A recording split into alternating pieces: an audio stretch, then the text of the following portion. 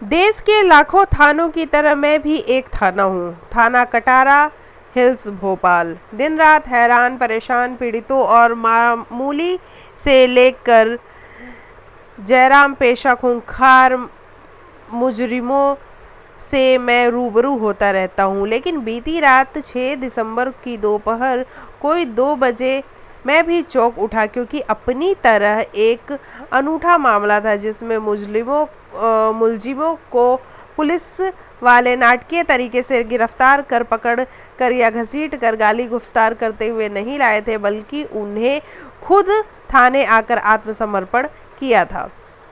शायद उन्हें एहसास हो गया था कि अब उनका बच पाना मुश्किल है। हालांकि संभावना इस बात की ज़्यादा है कि उन्हें अपने लिए कोई पछतावा या गिल्ट महसूस होने लगा था। वे दोनों एक बड़ी सी कथई रंग की कार से उतरे थे, जिसमें से यह समझ में आ रहा था कि दोनों कोई उठाए गिरे नहीं, बल्कि शरीफ और सभ्य समाज का हिस्सा है। पहली नज़र में देखने पर दोनों पति पत्नी लग रहे थे, जिनके चेहरे पर इस गुलाबी ठंड में भी पसीना चुहचुहा रहा था। उनके हाव भाव साफ साफ चुगली कर रहे थे कि जिंदगी में पहली बार उन्होंने किसी थाने में पाँव रखा है। एक अधेड़ था तो दूसरी जवान दिख रही थी। भरे पूरे बदन की मालकिन महिला बेइंतहा खूबसूरत थी। उसके साथ आया व्यक्ति भी कम स्मार्ट नहीं लग रहा था। दोनों की उम्र 35 से 40 के करीब थी। गाड़ी सलीके से पार कर दोनों आहिस्ता से चलकर थाने की मेन गेट पे आ पहुंचे। शरीफ शहरी लोगों का यूं थाने पे आना कोई नई बात नहीं है, जो आमतौर पर छोटी मोटी वारदातों के शिकार होते हैं। लेकिन यहाँ मामला एकदम उलट था।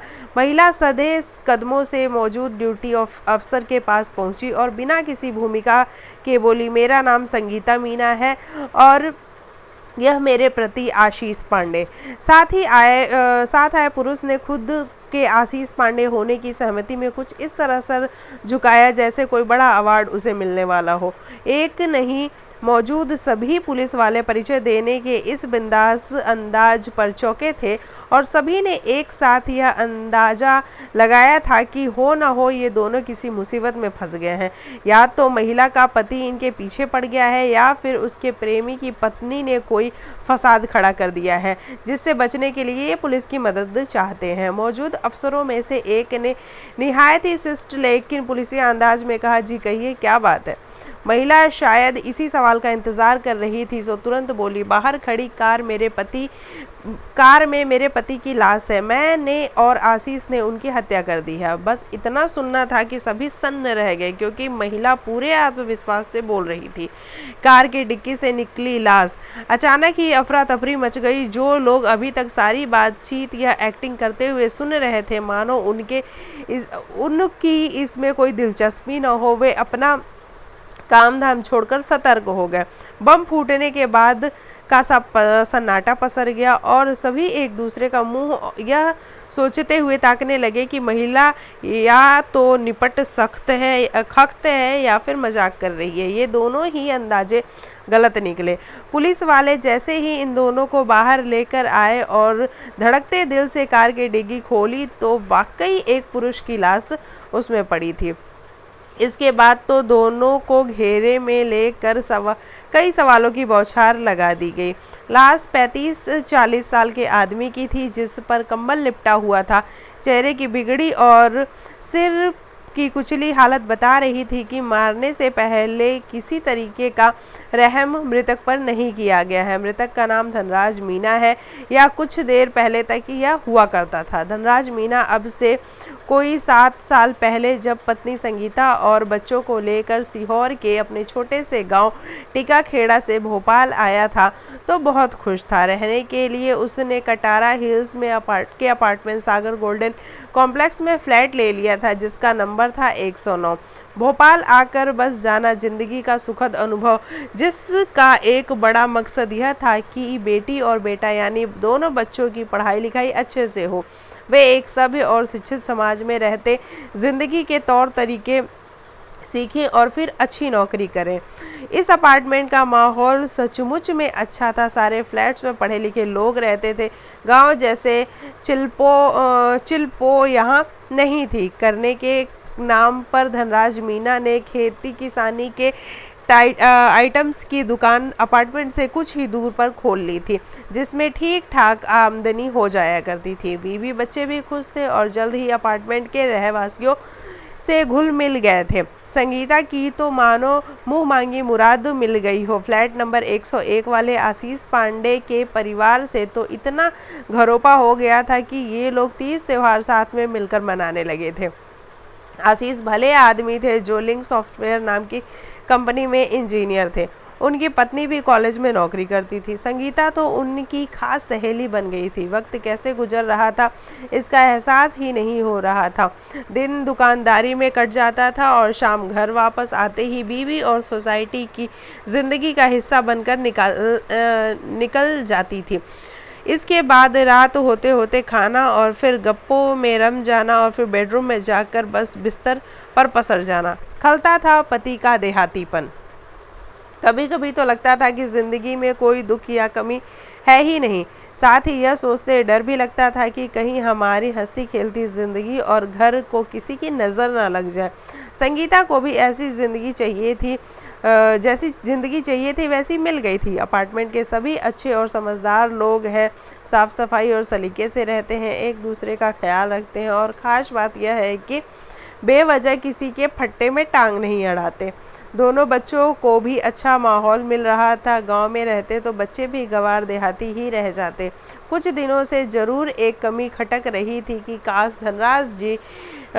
धनराज जी भी शहरी मर्दों की तरह बढ़िया सज संवर के टिप टॉप रहते, लेकिन जाने क्यों उन्हें सलीके से रहने का न तो शौक था और न ही शऊर।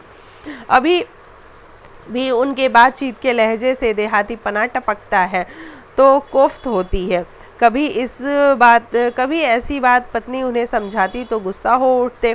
इस पर उसकी चिढ़ और बढ़ जाती कि क्यों ये गंवार पने को अपनी खूबी समझते हैं। एक आशीष जी हैं, क्या फिट फाट और एक्टिव रहते हैं। कैंपस में आरएसएस की एक्टिविटीज़ भी कभी कभी चलाते हैं, सामाजिक काम भी करते रहते हैं और सोसाइटी में भी काम देखते हैं। लाख रुपए महीना तो उन्हें सैलरी मिलती है। कितने हंसमुख और मिलनसार। अगर धनराज जी भी होते तो बात कुछ और होती, लेकिन वे हैं कि सुनते ही नहीं। आशीष की पत्नी भी अच्छी है, दोनों का मैच लाखों में एक है।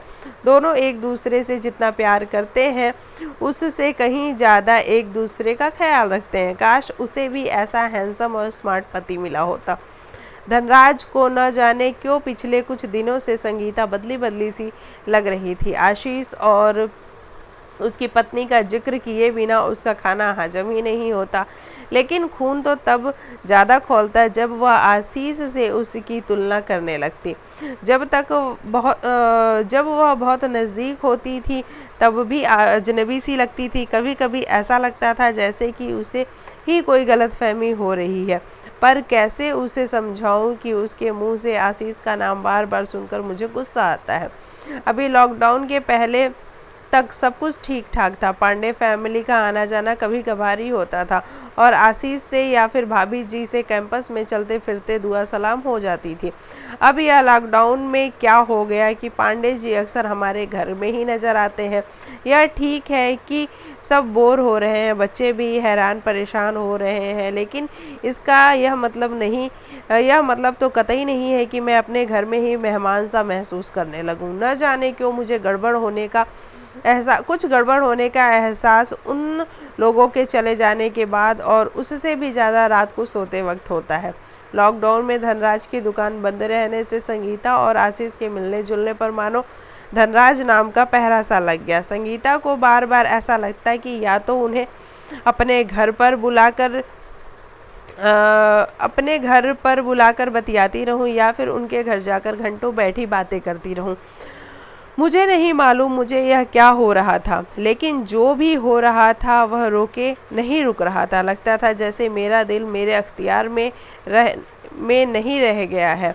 मैं फिर सोचती भी थी कि मैं कोई गुनाह या गलती तो नहीं कर रही हूँ। अगर कोई मुझे अच्छा लगने लगा है तो उससे 2 घड़ी बातें करने में क्या हर्ज है। हाँ, हर्ज तब लगता है जब वह खिंचे खिंचे रहने लगे। धनराज जी की आंखों में तैरते शक के बादल दिख जाते। जब भी आशीष आते तो वह अक्सर खामोश रहते और निगाहों से हम दोनों की निगरानी सी करते रहते। उनके जाने के बाद न तो धनराज जी नॉर्मल रह पाते और न ही मैं सहज तरीके से रह पाती। धनराज का गुस्सा बहुत तेज था, सो किसी अनहोनी से भी डरती, लेकिन क्या करूं समझ नहीं आता। आशीष के जाने के बाद हर बार फैसला कर लेती थी कि अब उनसे पहले जैसी दूरी बनाकर रखूंगी और दूसरे दिन ही यह प्रण टूट जाता था। अनचाहे मुकाम की तरफ जा रही थी जिंदगी एक अनचाहे अनसोचे मुकाम पर आती जा रही थी। इसी द्वंद्व के दौरान आशीष याद आते थे तो सब भूल जाती थी और उनकी बातों और पर्सनैलिटी में खो जाती थी। कभी कभी तो लगता था कि मैं सिलसिला फिल्म की रेखा हूँ और आशीष अमिताभ बच्चन है, उनकी पत्नी जया बहादुरी और जो धनराज संजीव कुमार के रोल में है। आशीष पांडे नाम का वह चिकना चुपड़ा शख्स संगीता को उससे और बच्चों से दूर करता रहा। समझ नहीं आ रहा कि क्या करूं। हो सकता है मैं कोरे शक का शिकार हो गया हूं, लेकिन उन कमबख्त नज़रों का क्या करूं जो इन दोनों की आंखों में एक दूसरे के लिए उमड़ती चाहत, जो एक तरह से वासना ही है, को रोज रोज देखती हैं।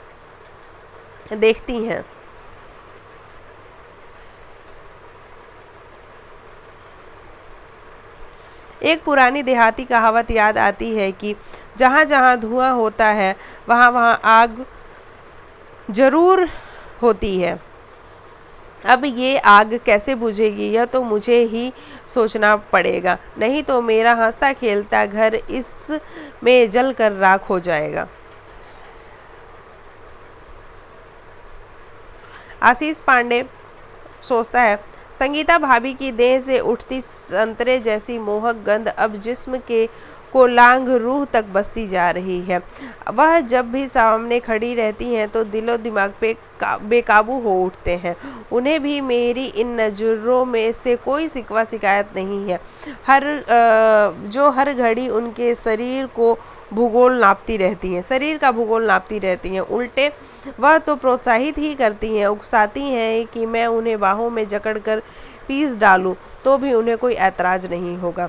जिंदगी उन्हीं में सिमटती जा रही थी। शिवपुरी में बचपन गुजारने से लेकर ग्वालियर के इंजीनियरिंग कॉलेज के दिनों तक की पढ़ाई और फिर एक नामी कंपनी की नौकरी तक में कभी दिल में वो जज्बा नहीं जगा जो इन दिनों नींद और चैन का दुश्मन बना हुआ है।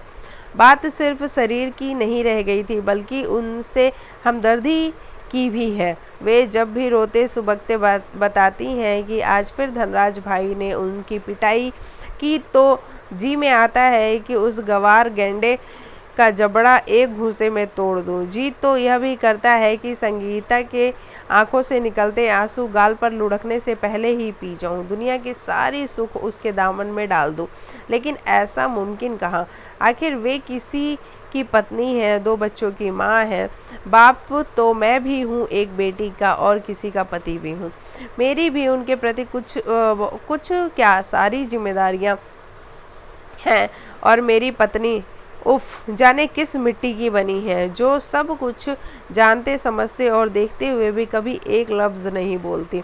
हो सकता है वह भी मुझसे उतना ही डरती हो जितना संगीता धनराज से डरती है। वह भी अपना घर बिखरने और पति खो जाने के ख्याल से सहम जाती हो। अब जो भी हो देखा जाएगा, लेकिन बिना संगीता के ज़िंदगी में न संगीत है और न ही गीत है, धनराज सोचता है।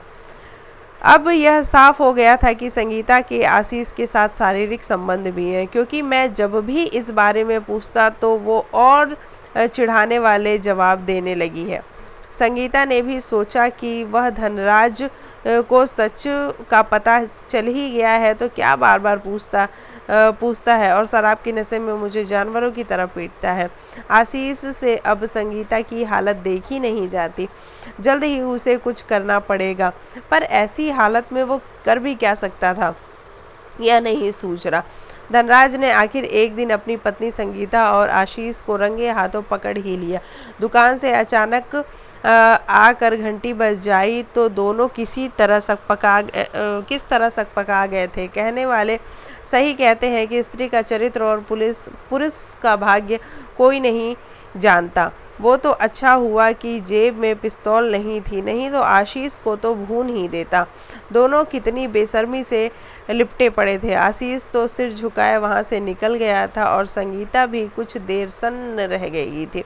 अब तो उसे पीटने का भी मन नहीं करता था। लगता था जैसे सारी दुनिया उस पर हंस रही है कि कैसे मर्द हो तुम धनराज मीना, जो अपनी बीबी को काबू में नहीं रख पाए। थू है तुम पर और तुम्हारी मर्दानगी पर, लेकिन कुछ तो करना पड़ेगा। बात अभी ढकी मूंदी घर की दहलीज तक थी। फिर यह भी लग रहा था कि राज खुल गया तो कहीं मुंह दिखाने के लायक नहीं रहूँगा, बच्चों पर भी गलत असर पड़ेगा। इतनी नरमी बरतने के बाद भी समझ नहीं आ रहा कि चूक कहाँ हो गई। क्या पैंट शर्ट और कोट टाई का पहनावा न होने और मुंह से 2-4 लफ्ज़ अंग्रेजी के न थूक पाना ही मेरा गुनाह है? आशीष सोचता है। मेरे यूं चले आने के बाद संगीता पर जाने क्या गुजरी होगी। वहसी ने फिर उसे मवेशियों की तरह मारा होगा। जाने क्यों अंदर कहीं से आवाज़ आ रही है कि आशीष तुम ही उनकी इस दुर्दशा के जिम्मेदार हो, जिसकी शुरुआत कुछ दिन पहले ही हुई थी, जब उनके फ्लैट का फ्यूज़ उड़ गया था और मैं जोड़ने गया था। अंधेरा हो चला था, मैं फ्यूज़ लगाने ही वाला था कि खुद संगीता भाभी ने कहा था कि अंधेरा ही रहने दो, कम से कम आपका साथ भी तो मिलता रहेगा। फिर 1 घंटा हम दोनों एक दूसरे से गुथे रहे। सारी सीमाएं टूट गईं और दूरियां खत्म हो गईं। उस दिन का सुख अवर्णनीय था, है और रहेगा।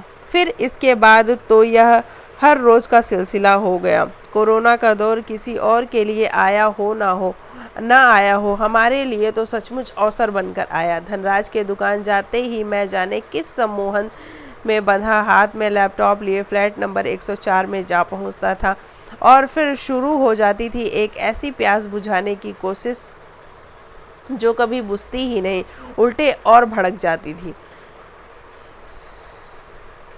संगीता भी खुश हो जाती थी, लेकिन जुदा होते वक्त धनराज का खौफ उसकी बातों और उसकी आंखों में दिखता था तो मन कसैला हो जाता था।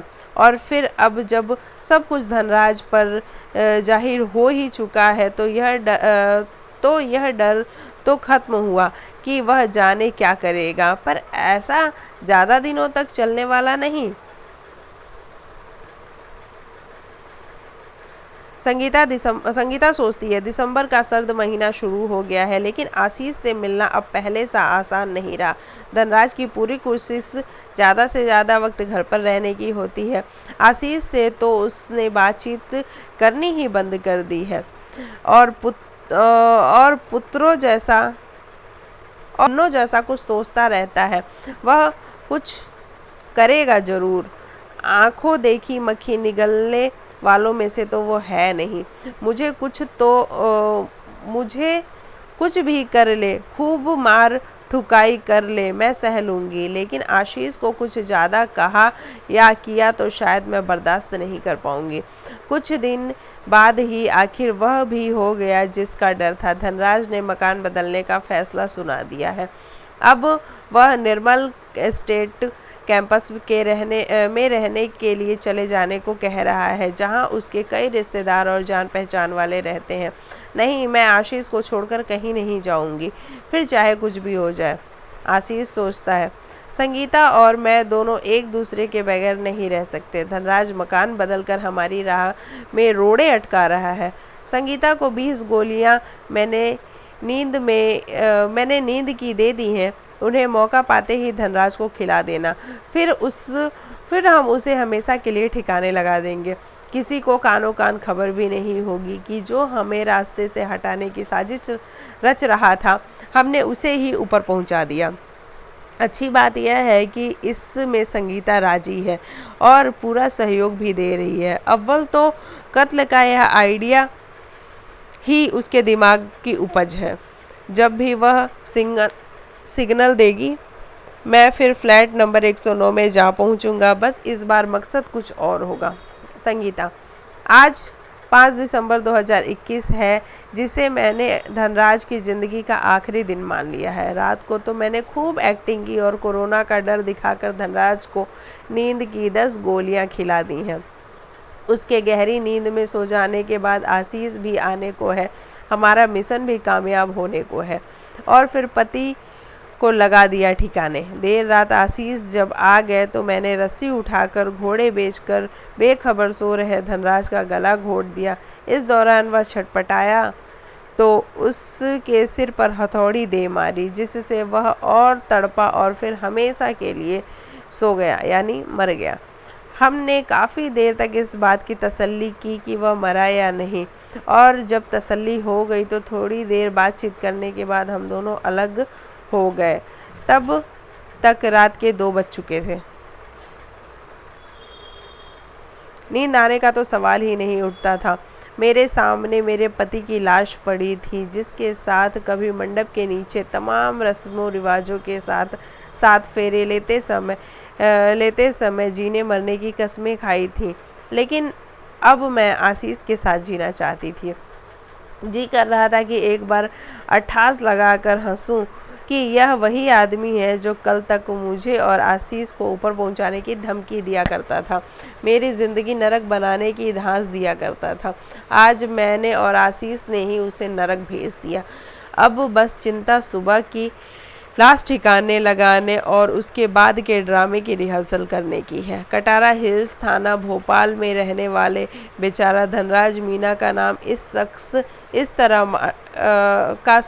तरह मारा गया। कानूनी खानापूर्तियों के बाद भी जिसकी लाश को भी अभी अभी पोस्टमार्टम के लिए भेज दिया गया है। युवती बताती रही कि वह और उसका प्रेमी सुबह 8 बजे लाश को लेकर कहीं सुनसान ठिकाने लगाने का इरादा लेकर निकले थे। बच्चों ने पापा के बारे में पूछा था तो उसने बहाना बनाकर उन्हें टरका दिया था। 6 घंटे पूरे भोपाल में कार दौड़ाने के बाद भी उन्हें कहीं मुनासिब जगह नहीं मिली तो उन्होंने थाने में आकर आत्मसमर्पण कर दिया। आला अफसर आ गए हैं, खासी हलचल है। मीडिया वाले भी कैमरा लेकर आ पहुंचे हैं। हालांकि करने को कुछ खास इस मामले में है नहीं। इकबाल जुर्म के नाम की रस्म अदा हो चुकी थी। अब तो बस हल्ला मचना है कि पत्नी ने प्रेमी संग पति की बेरहमी से कत्ल किया, नाजायज़ संबंध बने वगैरह वगैरह। पर शायद ही कोई सोचे कि ऐसा तेजी से क्यों हो रहा है। एक मुकम्मल ज़िंदगी जी लेने के बाद क्यों पति पत्नी एक दूसरे में खोट दिखने लगते हैं? क्यों बेवफाई पर उतारू हो जाते हैं? और इन जैसे कई सवालों का जवाब सदियों में भी कोई नहीं ढूंढ पा रहा है।